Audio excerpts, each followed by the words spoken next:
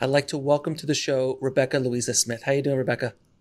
I'm good. How are you? I'm very good. I'm very good. I'm so happy to have you on the show because we were going to talk about, spirit, not only spirituality, but business and spirituality and branding and spirituality and all of this kind of stuff, which is generally not something that's connected.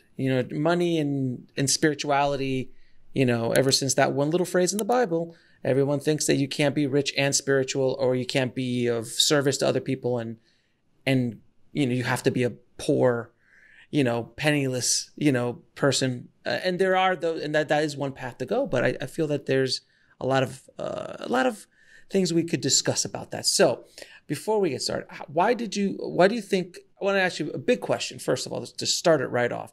Why do you think so many people around the world are so unhappy on a daily basis? I think that's predominantly because they haven't tuned in to their sole purpose and their why, and they end up living a life which is not what they want, and then that has a knock-on domino effect. They become depressed. They don't feel creative. They don't feel inspired. They're doing a routine, and they're not doing what they want, and they're not thriving, and that can really hold you back big time. So that's one thing from my point of view. I know what that feels like. So that's why I grew up on that experience and feel that that really resonates to answer that question. Yeah, I mean, how many people out there listening right now are at a job or on a commute to a job that they hate, and they're doing it just purely for money. And I mean, I don't know about you, but when I started down my life's journey after I got out of college, I would just take any job because I felt that it was just about money and about it was survival mode. And when you're in survival mode, you can't really like you can't grow. You're in that place of like, oh my God, you're in Chicken Little mode. I call it Chicken Little mode. Like the world's coming to an end.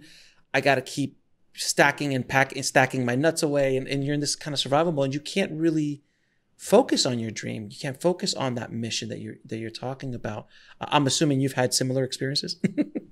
Yeah, I mean, one thing I remember is when I was at university, all my lecturers said, "Oh, you should do lecturing, you should do teaching, and all this kind of thing." And I was like, "Okay," but I didn't actually want to do it. So I remember when I was co-producing a horror film festival called the Abertoir Horror Festival in Wales, and that was like supposed to be my hobby and a side thing to writing a PhD every day and teaching. And I actually came alive, and I just realized how many years I had spent in academia I didn't want to do, even though it's interesting and I like what I was doing. It wasn't actually my passion. And then when you really tap into what your passion is, you feel this whole new lease of life. It's like you've been reborn, like rebirth almost, so to speak. It really is something else. And I just remember the feeling of when we were preparing the film festival and producing, and I was looking after the guests. It was such an amazing feeling.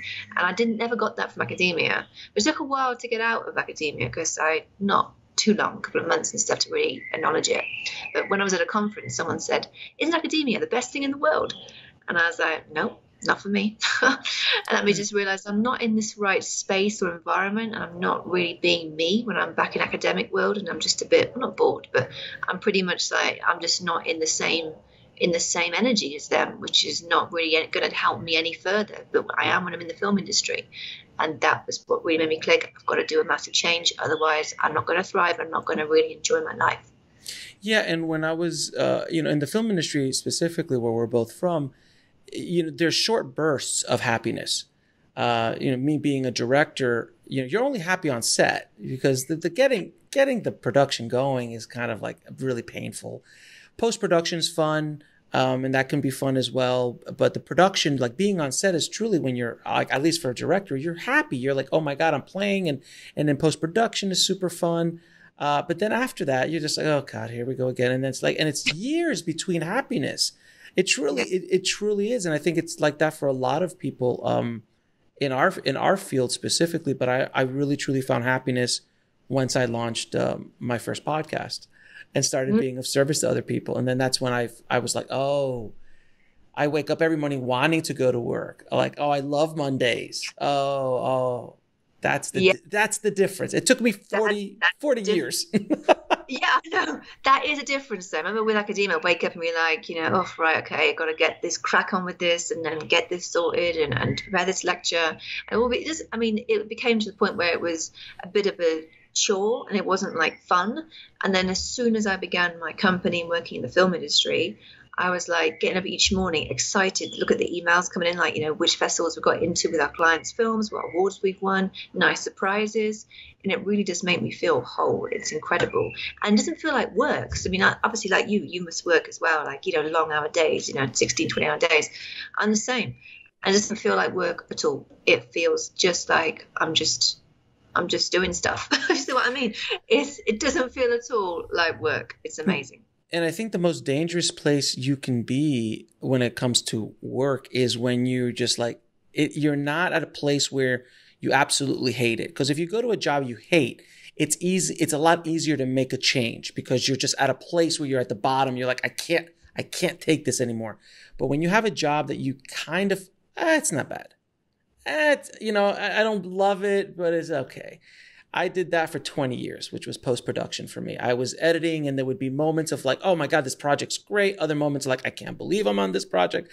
And it would be this kind of like up and down, but it would be like, it's all right. It's okay. Yeah. I can do this. I can do this. And you would, but I didn't hate it. And I was my own boss on top of it. So, that's even more dangerous because you feel like you're in control, but you truly weren't in control at all. So I think you have to find that place. You have to get really discontent with a tremendous amount of discontent in your life to make that change, to finally go, you know what? It's time to write that book. It's time to start that podcast. It's time to go out and open up that company. Do you agree?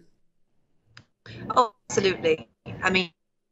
On. I remember that I was at that same feeling with academia. So I was very much like, well, I like it because my PhD was quite interesting. It's a PhD on Tarantino, and it analyzes the emotional responses his fans have to his films. And there was interesting stuff in there. It wasn't bad, but it was just I was in the high and the low, and I'd be like, oh, this is quite interesting. And I'm going to write this, and I'm having not the rest of the vision.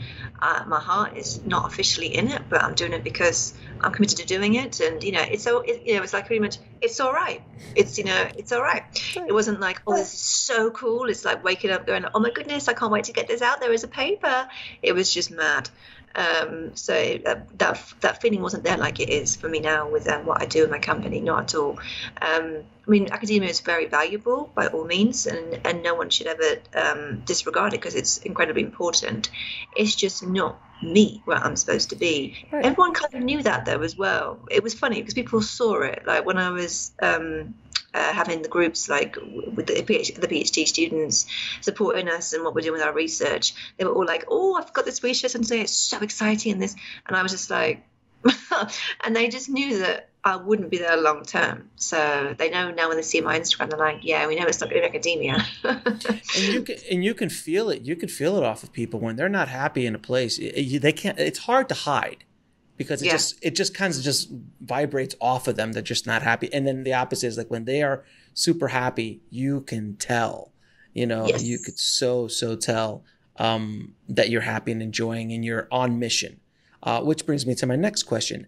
How do you discover your soul's mission? It took me 40 years. And I had glimpses of it here and there. And then I rejected it. And then I'm like, no, that's not me. I got to go down this other road. And that was ego pushing me towards that. So ego's a whole other conversation and how that kind of moves you along. But how do you discover your soul's mission? So the way to do it is not the easiest thing in the world to do, I'll be honest. It's not like you just sit down and go, right, what's my sole purpose? It is not really like that. So the way to really do it is to just take a couple of days or a week or a month if you need it, but just think about what it is, a hobby, activity, something else like that you are most drawn to. So what do you wake up drawn to, and what kind of hobby or event could you do for like 24/7 and just pass through lunch and dinner and breakfast and just like get really immersed in it. You lose track of all time and space. You just really love it and you feel like you come alive through it. And it might be something that people might say to you like, oh, that's a hobby. Making candles is a hobby. But that's not true, because a friend of mine did the same thing. When I tested him, I said, right, you're in this job that you know that you hate, like you described earlier, a job that was just like, I can't stand this. You hate it. So what is it that you really want to do? And he went, well, I do like making candles, but that's like a hobby job. I was like, well, people want candles everywhere, like in restaurants and spas and homes, offices. So that's not going to be just a hobby job. So then he eventually got the courage to leave his job. And this like hobby became a full-time business. And now he ships candles all over the world with a big Instagram shop. So that was not when he does it, he loves making it, the process. He just spends all weekend for 8 hours without lunch or dinner, just doing it. And I'm the same with what I do. So with me, when I was asked to co-produce the film festival, Avatar Horror Festival, I was like, yeah, that's a nice distraction from the PhD, because, you know, the job, the chore, the work. And then I realized that this distraction was actually my sole purpose. I remember the minute we started to plan the festival, I was really getting into it. I loved the organization. I loved watching the films. I loved dealing with the filmmakers. I loved looking after them. I just really loved, you know, the whole film festival scene. And this was all new to me. I didn't know about this until I worked at Abattoir. I was like, I really enjoy this. I said, I think I might like to go on a PhD. But do I? But no, because I'm supposed to be doing that, aren't I? I was like, hang on, I'm not. So it does, like, sometimes you get those little, you said the snippets, the signs were there for a bit, and then I was like, no. And then there was a gap in the market identified, and I asked filmmakers what they liked and disliked about festivals, and there was a big pattern that there was no film festival strategist at the time that they could turn to. And I was like, I'm going to make that me. I'm going to make it me. I'm going to leave academia, finish the PhD, get that. All that was all done. Got a doctorate, and then I didn't go into the world academia. I went to London, started my company up, and it was the best thing I ever do. People said, no, you can't do that because you don't got a, you know, like a real job. I was like, well, the office job I don't need, you know, I can do that part-time and just keep the bills paying, but otherwise I can really work on this. And I worked hard to make it work, and now it's 24/7. So can you imagine you telling people about your company? Can you imagine when I told people, yeah, I'm going to launch a podcast?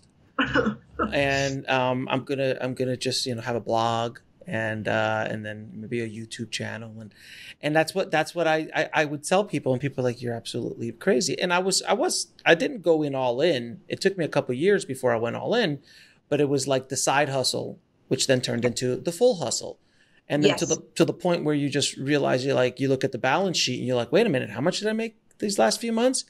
I don't think I have to work anymore in post-production if I don't want to. I think I could just dedicate this myself full time to this and really feed this beast. And it's exactly what I did with my companies. And then it just branched off and it took off all over the place. But there's so many different false starts or glimpses of it during my life that I just wasn't wise enough to see, or I was scared, or my ego wouldn't allow me to. Yeah. Because I originally, my whole companies are based on being of service. And originally my first company, Indie Film Hustle, is about helping filmmakers. I did that in 2005 with a very highly successful DVD of a short film that made over six figures for an $8,000 short film, selling DVDs because I was teaching filmmakers how to make a movie with off the shelf kind of stuff. And at that moment, I have the distinction, until someone proves me different, of having the first filmmaking tutorial on YouTube ever. Wow. Like ever. That's how early I was involved in that. Yeah, that's well ahead of the game. Well ahead of the game. And if I would have just stayed on that path, oh my God, it would have I would have exploded, even more so than whatever fame, whatever success I have now. But I said, no, I'm a real director. I don't teach. And I went off and went into a very painful time in my life for the next 10 years until I came back around to it. And then it's like, oh, here I am again. Okay, this makes sense. So it's the soul's journey is unique to every one of us. We all have our path to walk. Some of it come out of the womb and you're just like, oh, I'm supposed to play the piano at 3. Okay. And you're done. And many of us take 40 years. Some take 60 years or plus to find their soul's mission, where they're like, oh, I could finally retire now, and maybe I'll go learn how to play the guitar and or go open that business I've always wanted to. It's remarkable, but it's different for everybody.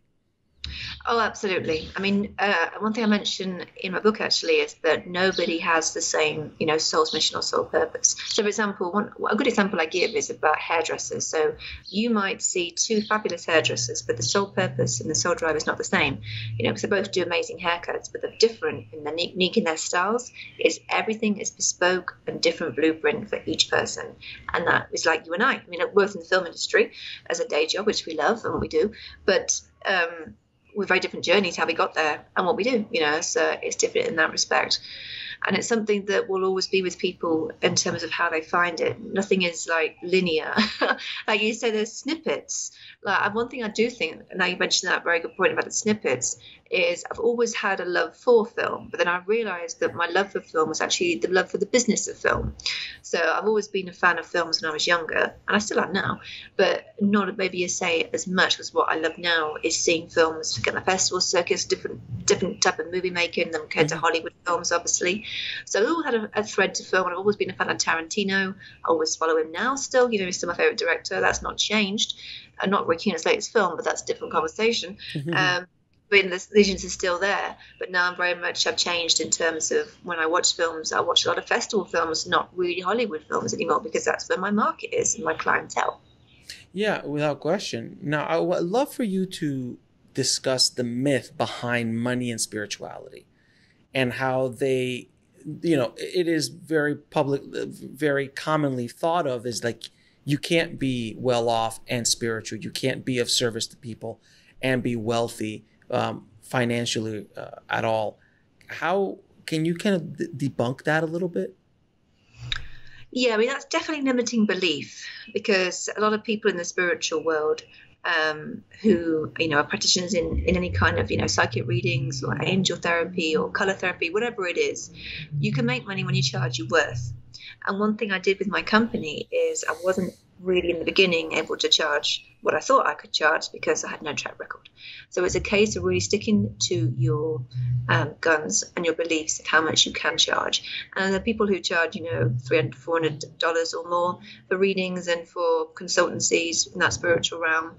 And they are really important. And the reason why I believe that is because I spent a lot of money on my first ever consultancy, but a spiritual one with Marie Diamond. And she's a contributor in the book The Secret, which I'm sure everyone knows. The Secret. Everyone knows what The Secret is. And I met her at a party. One of my good friends introduced me to her at a film event in London, the Raindance Film Festival. And he said, "Oh, she's a Feng Shui master." I was like, "What?" And he said, "Oh, Feng Shui is, energy in your home and like can be really abundant." I was like, But then when I met her, I really just knew what she was saying about what she was going to help me with was really spot on. And I was really low on funds then, because I was like, having to make ends meet, and it wasn't a great place I was in many years ago when I first started my company, because I just went to London. I was all just, doing temping jobs that weren't paying that much in between the business running that, and it was lower fees. And she said to me, "I could have a one-to-one with you, and I think it'll really help you." And it was $500. And I was like, I had no money for that. But I thought, well, I have got it. I've got it in the savings. So I'm going to just gamble it. And I think I might get a lot from this.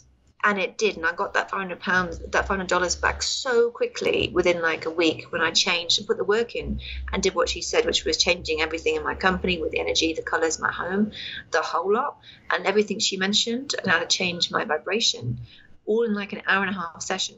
Was incredible. And that was with every penny. She even charges obviously much more for other kind of clients and for other things she does. But I mean, that was to me a lot of money at the time. And I was like, well, I'm going to gamble this. And I just feel it's going to be good. At one point I said no. Then I said, do you know what? Actually, I've changed my mind. Can I meet before you leave? And she said, I knew you would. So yeah, we'll meet tomorrow in Soho. So we met, and it was one of the best meetings I've ever had. And it just changed my whole perception. It's funny. I have a connection with Marie as well, because I saw her speak at an event that I was at, and she told the story of how she was invited over. She really wanted to work with someone who had Oscars. Yep. She wanted to work with someone who had Oscars. She wanted to like take that next step. And when she started to do stuff with her feng shui in her place, and she put like these little fake Oscars and stuff in the area that she needed to, within a couple of weeks, she gets a call from Cape Capshaw. Wow. Yeah. And for everyone listening who doesn't know who Cape Capshaw is the wife of Steven Spielberg. And within a week, she was at Steven Spielberg's house, doing feng shui at Steven Spielberg's house with the Oscars sitting right there and all of that stuff. It's pretty remarkable. It's a great story. It's a really, really great story. But I think you're right. I think so many people look down on, I guess, that whole concept of money and spirituality. And there's nowhere really that it says that you can't do both. It's not about having wealth. It's about what you do with it. There's a lot of wealthy people. I know Jeff Bezos' ex-wife, who happens to have $25 billion after the divorce. She's a philanthropist, and she's giving away so much money and helping so many people. And I know J.K. Rowling was the first billionaire ever to actively get off the billionaire list because she wanted to give away so much. She's like, I'm good. I don't need, $5 billion. I'm like, I can give it away and help other people. So it's not about that. I think the more you have, the more you can use. Now, if you hoard it and just, go down the ego world, then of course. But if you're good with it and you can be of service to people, I mean, the more you have, the better. Exactly. No, I totally agree. And it's all about giving back. Things go round in circles, she told me as well. Things circle back round. So one thing you might think you lost something, then it comes back round again, an opportunity, different way. And it is important to really do the give back and, do some freebies where you can and give that information away. When I meet with a client, we always watch the film for free and we don't charge to watch that. And then we have, if they want to have a consultancy where we put together a festival plan and a strategy, obviously that costs, but then before that, we'll have a chat and we'll just give you the best pointers and show that they can trust us with the film, and that I don't want to have to charge for that, it doesn't need to be charged for that. And also give these free tip videos I give on my Instagram just to help people get really focused and they want to talk more, they know where I am. I'm also happy to help with my team. So I give away 95% of what I do on a daily basis. Like all the work I give most of it away and I charge for a small portion of it. And it seems to be working. It seems to be working. Now, how can you? What are some techniques that you can to inject spirituality and integrate it into your business? So, several things I mention in my book, but also what I do on a daily basis is manifestation, cosmic ordering, and energetic branding. Mm-hmm. So I think I'll go first of all into energetic branding because that's quite fun. That brings back Marie Diamond. Mm-hmm. So when I mentioned previously that Marie and I met in a film networking event at Raindance with my good friend Phil, she was just with him in London. She lives in France and then she was there in London. And he said, oh, you should probably speak with her because, spirituality, she'll get very into that. And I was like, okay, I dabbled in it before, but I haven't really done that. Sure, didn't know what feng shui was. And then when she saw me, I was in black, like a black outfit, all black and a white jumper, and not particularly very glam. And then I said to her, I've got my company, just start my company up. It's called the Film Festival Doctor. I'm really excited, and and here's my card. And then she was like, whoa. She said, the energy here is really low vibration. I was like, what do you mean? And she said, well, for one thing, your whole logo is in black. You need to add more color to it to really attract the right type of clientele. Add in some red, some gold, some stars. Right now, no one can see it. But worst of all, the picture, this woman on your logo, her back is to the name of your company. So she's facing away from it like this. And she should be turning away forwards to it. She said, this will really change things up if you just change the energy. Because right now, you've got your back to your clients. And also, right now, it's all black. No one can see you. And you're in black yourself. So you need to access what's called the quantum colors of the universe, she mentioned. I was like, okay. At first, I was like, what? But then I actually took it on board quite quickly. And within 2 minutes, I was like, I need to talk with her. So we had our consultancy I mentioned, and I was not in a good place. I was a bit down about my company and not getting the results I wanted and didn't know where to start. And she told me how to start manifesting, but also how to really use the colors and energy of the universe to change my branding to be energetic. So what I did the next day after I met her, I said to my designer, can you please change this around? He was like, okay. And the whole thing transformed from dull as dishwater down here to top of the pile and really stood out, really bold, really loud. And it did attract more clients. I put up on Instagram, put up on socials. It was like, wow, this is really amazing. And people then began to trust the brand more. And it did do this subtle shift. And then she said, you're also wearing too much black. Like, you need to access like gold for wealth and abundance, silver for magnificence, red for confidence, purple for clarity, blue for supporting yourself. These colors she talked about from the quantum colors. And I was like, okay, she gave me this book about it. And I said, oh, you need to wear more of this and the other, more fuchsia, more pink, more gold. Mm-hmm. So I thought I'm going to change my wardrobe now because I trust her, because she was wearing like this massive gold necklace, ivory, pink, and she like shone like a diamond. And everyone was just going towards her for like meeting with her and wanting to know more about it. And I was like, probably does work. So I changed our wardrobe and I went to premieres of red carpets at festivals. I'd be standing out in the crowd with my clothes. Everyone would then talk to me more, and I feel actually in myself more radiant and more confident. So changing the energetic branding in your personal brand, in your company, it's a big mixture and it works so well. So now everything I wear, I know at the minute I've got something a little bit, it's like not quite black, but you know, you can tell I've obviously got ivory on for compassion, and obviously my hair's blonde. So all this kind of thing, I changed completely. Everyone was like, wow, you really stand out now. You know, everyone can see you. No one this is you, but you're radiant, you're shining. I was like, because I'm happy in myself now, my company and my clothing. It feels really, really good than being hiding away in black, tucked away. And that really, really opened my eyes, because I didn't think that could work, or how colors could actually, you know, access these abundant colors. I wasn't really sure about that. I didn't know anything about it. But when she taught me it really was worth that funds. And I just, from then onwards, everything has changed in my whole wardrobe and demeanor. And everything I do with my branding is colorful with the right colors, as she advised. And it really works. It really helps you beat out burnout. Yeah, she was telling that me, but I heard her speak that she was saying that once there was a very successful man who could never find love. He never could find love. And when she went to his house, all he had was pictures with women's backs to him, like teasing him or something like that. She's like, well, look what you have around you. Change all of those images and make them more inviting. And he did. And then, of course, like 3 weeks later, he found love and blah, blah, blah, blah, blah. So look, I'm always a skeptic first until I see proof. And if I see something that actually works, or if it works for me, if it works for other people that I can see, great. But to each their own. If you don't believe in this, that's fine. If it does, if it helps, if it's of service to you on your journey, great. If it isn't, you discard. There's a lot of stuff that I've heard. I'm like, it works for other people. I just can't do it. It just doesn't work for me. And meditation was like that for me for a long time. It took me forever to be able to sit down for 2-3 hours and meditate. And I try to do in my practice at least 1 to 1.5 to 2 hours a day. And have been doing that for years now, and it's completely changed my life. But at the beginning, I'd like, this meditation thing doesn't work for me. So you might not be ready for that when it comes to you, and you might have to go down the path a little bit longer before you're ready for it. So as they say, the teacher makes him or her available when the student is ready, and same thing goes for these other things. Mm-hmm. Absolutely. No, completely. The other one was cosmic ordering, which is quite interesting and fun. So this is something I never heard of at all, but it was mentioned to me back in 2013 when I was seeing, 2012 actually, I was seeing a therapist who was an angelic spiritual therapist, because I'd had a really bad breakup with a boyfriend and it was really traumatic, and I was trying to get out of it and just work on myself. It was quite a tough time.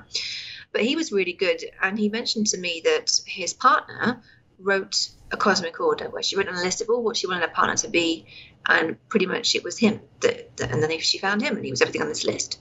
And they're both very spiritual, but everything she wanted in detail was him. And I was like, that's interesting. I didn't really pay much attention to it. And then I remember him saying this to me many years later.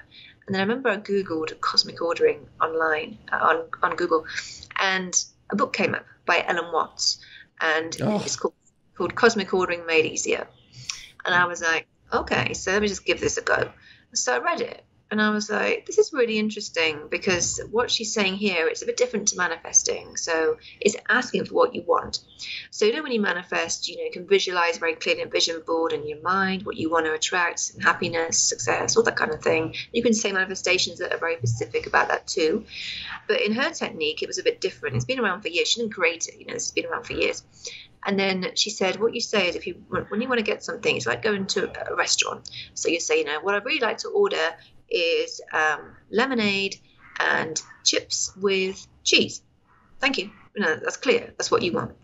And then she said, to cosmic ordering, how you do it is, what you say is, what I really want is a car parking space upon my arrival to London Soho Square. And the end, you say, for the good of all concerned, so that nobody loses out for you to gain. So it's all fair and it's all spiritually all good.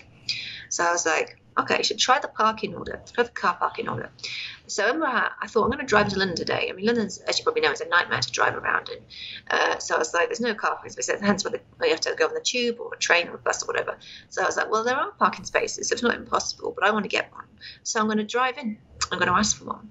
So I placed the order when I got in the car, and then just drove in there. Then I got to the car parking area. I was like, right, okay, this looks busy. And then I was driving up, and then a car just pulls out of this car parking space. And I was like, oh, well, it's mine because no one else needs this. So I drive in, and then I thought, am I in a parking space? I've just asked for. And I saw it work from then onwards constantly, and it was really interesting. So I did it for everything, and now I put it into my whole business. So what I tend to do is each morning or that before is with my goals I want to achieve. So say, for example, I want to get one of my films into a festival the next day. I want to get a result for a client. I want to get a new business lead. Then instead of saying, that'd be nice to have that, I asked for it and I placed a cosmic order, and it always come through. So when I wake up, they're all in the phone, all in the inbox. So, and it does work. It's like what works for you, but this is something that I thought would be fun to try. And also what really stretches you is that sometimes the order comes a different way that you expect it to be delivered. So, I said to myself the other day, I thought, I'm going to ask a random order. I'm going to ask for something romantic to happen today. I said, I want something romantic to happen today, just whatever you want. And then just put it out there and place the cosmic order. And then there's people in Mexico where I live at the moment who come on the house and sell berries and food. Sure. And my landlady said, oh, the man with the berries is here. Do you want to have a chat with him? And I said, yes, I do. So I've got the purse down. And then he said, oh, for you. And he gave us all, me and my landlady, a necklace which had a heart on it saying, love, love, love. I was like, that's so sweet. And he was like, for you. And he gave us these really cheap fruit, like 100 pesos. It's like, like a dollar for all this fruit. And it was incredible. So again, kindness there, but also the romance side, just having like something very sweet with the hearts. It's showing you're always loved. So I didn't expect it to happen, but I didn't know what to expect. But then I thought, well, just see what happens, but don't have any expectation or expect it to happen in the minute or attached to a certain outcome. It teaches you how to let go when you ask for it and just trust that it comes in a different way you might expect it will come. That's the thing, that the key to this is the trust and the faith. And that's where people kind of don't get it. And I didn't get it for a long time, where I'm like, I want this. And I didn't believe. If I didn't believe, or I didn't have faith, or I didn't trust that, just put it out there and just let it, kind of like a message in a bottle. You put it in the ocean and you just let it go. And that's the way you have to look at it. And you can't hold on to it, and you can't think about it like that. Because I actually created a list of my top guests I wanted. These just ridiculous filmmakers that I would have never in a million years been able to get a hold of, ever. And then I put it up, and I put it out into the universe through an episode of mine. I'm like, hey, if anybody out there knows anybody can connect me to these guys, please do so. No one actually ever did connect me there, but I printed it out and put it up on my wall. And it took a little bit, but all of a sudden, these guys started showing up. And I was just like, oh my God. And some of them started to reach out to me. And, there you go. And I was like, holy crap, this is amazing. So again, if this helps you on your journey, all the better. If it doesn't, discard it and find something that connects with you on a spiritual level. That's the way I look at everything. I think that's a really good way of looking at things, by absolutely all means. I mean, there are some things that I don't connect with very well. I mean, one of my friends literally every night will talk to the moon and look at the moon, which works for her. But for me, I don't quite. I know bits of it, and I appreciate it, and it does work. But for me, that's not how I work. And the same thing with, for example, with shaman like bowls and healing. I wouldn't be able to do that every day. But, some things do connect, some things don't, But generally, it all goes back to law of attraction and that backbone of, what you manifest, what you think, your thoughts become reality. And it's all about asking. But I really engage well with cosmic ordering just because I'm good at doing that. Like, I'm always giving out orders when I come to, with my team and stuff to do stuff. So it's like orders are quite easy for me to handle. So I quite like that technique. It's a very flawless technique that can really get hold of. And I like how specific you can be so you can really get what you want. I also like doing vision boards too. I have several. One which is for different types of things and projects. But that really helps me think, success and it's within reach and happiness and abundance and all that kind of thing. The thing I think a lot of people don't understand about visualization or thoughts becoming things is that everything in existence that has been created by mankind started off as a thought. Exactly. Every single thing, from the microphone I'm talking to you in to the technology that we're working on, it all started with a thought. Whether they believed it, whether that was they had a vision board about Skype or not, it's regardless of that. But thoughts do become reality in so many ways. And I've been in times of my life where I've been extremely negative with myself, and the things that are coming out of me are negative. I'm like, life is tough. This is horrible. I'll never get out of it. These really damaging terms. And no one's perfect. It still comes out every once in a while. But if you catch yourself and change your mentality, change your focus on what's going on, it does change things. Because someone who's like, my life is tough, generally doesn't win the lottery, generally doesn't have big things happen to them, or even just positive things happen to them. It doesn't have to be big. Big could be, getting a job, or getting a boyfriend or girlfriend, or getting that rental that they've been wanting to get in this neighborhood that they wanted to get into, or whatever it is. If you continue to use those negative words in your mind, even, doesn't have to be verbal, in your mind, it does affect you. So thoughts are extremely powerful. I've been firsthand. I've seen it in my life so many times that thoughts are extremely powerful. I'd love to hear what you think. Oh, no, they really are. I mean, the more that you say positive manifestations that are really detailed, the better your thoughts will become. So one of the things that I used to do was I really get into manifesting, but it wouldn't be very good manifesting. And so when I met Nand Harjani, who is a really fantastic intuitive consultant, and he's based in Long Beach, California, he said to me, your affirmations are very specific. They're pretty much, a little bit vague. So you're not really getting, yes, we're getting vague answers, or vague kind of, it's hard for you to change your thinking. I was saying things like, I am powerful and have a great business. It wasn't very detailed, a little bit vague and a little bit wishy-washy. So he said, what you need to be is a lot more specific, so say, more things that are more detailed. So when the pandemic occurred, or that long pause, as we call it, one of the things I did was I wanted to make sure the business was, robust. And then he said, let's make an affirmation which is really detailed and says that your business will thrive and grow during this COVID-19 pandemic. You get all the clients you want to work with. So he said, put that in a manifestation. Just put that, affirm it. It is my intent, etc. So I did that. And then when I said it, I really said it like I believed it. And I could actually picture it. And to the point where anything there was all this press going on, like all businesses are going to close down, everything's going to, go to shit. I was I'm not going to read that, because I'm going to just read that and not engage with it and just put it on water and ducks back. I'm going to say the information and make sure that my company does continue as normal, but does even better and thrives even more. So that's what I did. And then every morning I would say it, even before I go to bed, just to really put in my mind, the more times you say it, the more your thoughts change and become more positive. So all that negative news, like, oh, COVID will be here for years, and I'm going to wear masks, and there's going to be nothing to hope, and all business is going to close, no festivals, all that kind of bullshit. I was like, that's just noise. I'm not going to engage in that. I'm going to really listen to what my heart wants.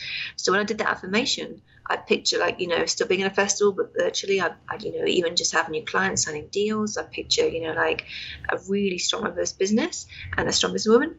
and it would all come together. And since then it's been doing great, like it would normally would, and nothing has dented that with the pandemic. People look at me and go, "Wow, I'm surprised," because business like yours quite niche in the pandemic. I was like, yeah, and that even that activity was like, why you did not make any difference to me. It made me feel a lot more grounded and focused myself and a really strong business model.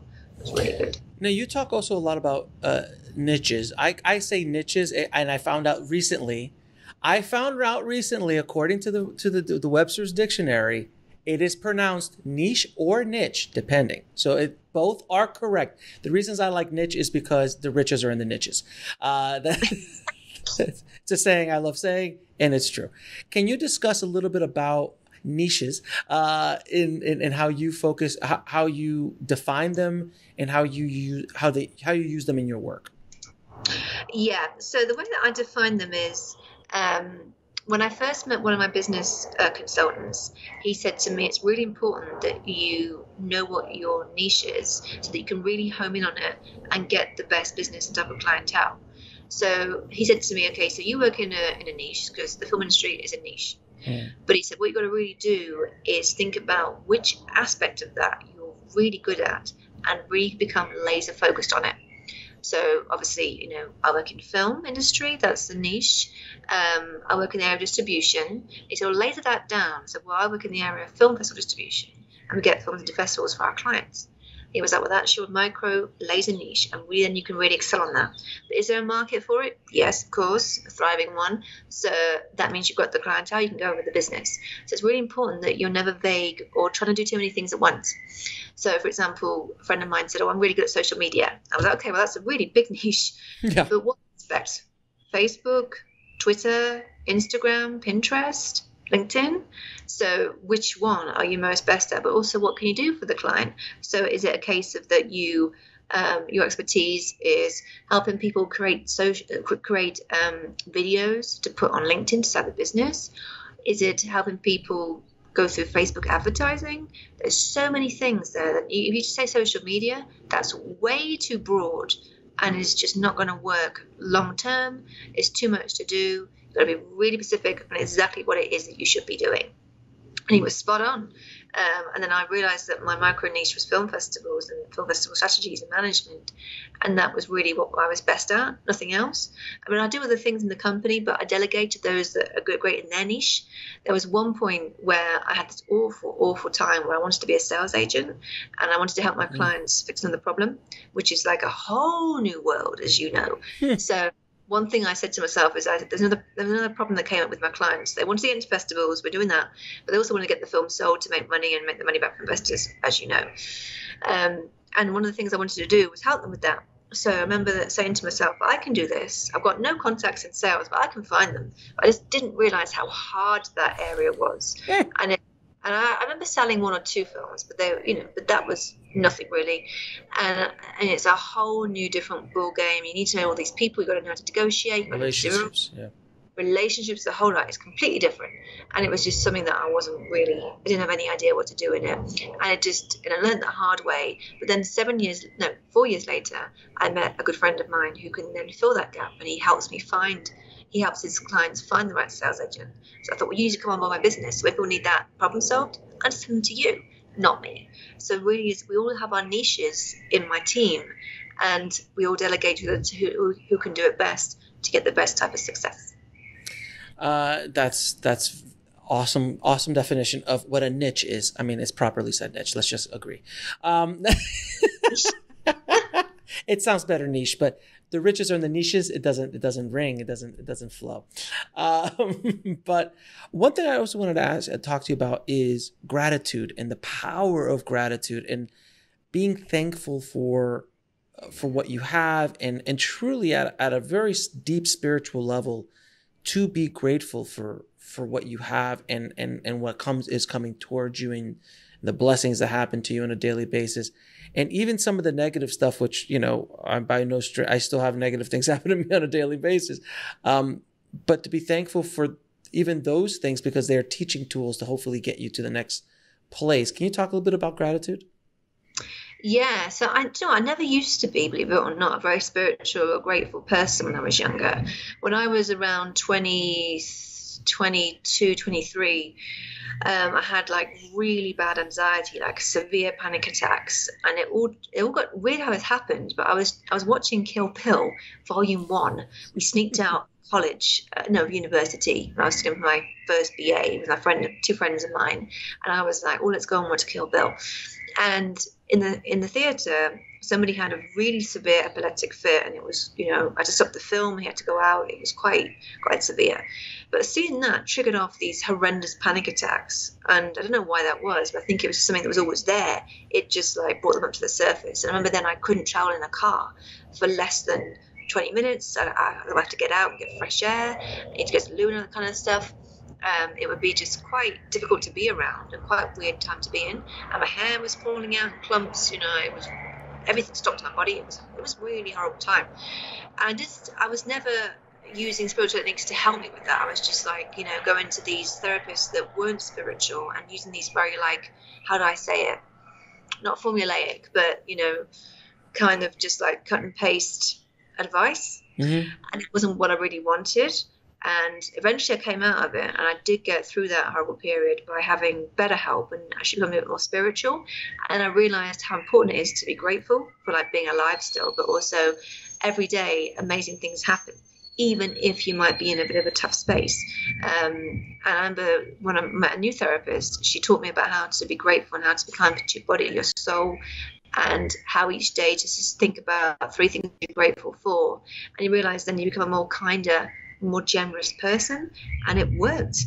At first, I was just so stressed and full of stress, but then learning meditation, learning gratitude, and being thankful for everything and saying thank you more, you become a much different person. And even in business too, I did it for business, I did it for personal life, everything. The more grateful you are, the more things manifest easily, and you become a much more different type of person. That's amazing. Now, I'm going to ask you a couple questions. And prepare yourself because they're a little deeper. They're bigger questions. Why do you think we are here as spiritual beings? I think we all have a gift, and we're born with this gift. And once we tap into it, we can share that gift with the whole world and help each other in a journey of kindness. Good answer. Now, what is your soul's mission? My soul's mission is, I think I'm a healer, but in a different kind of way to what we would expect.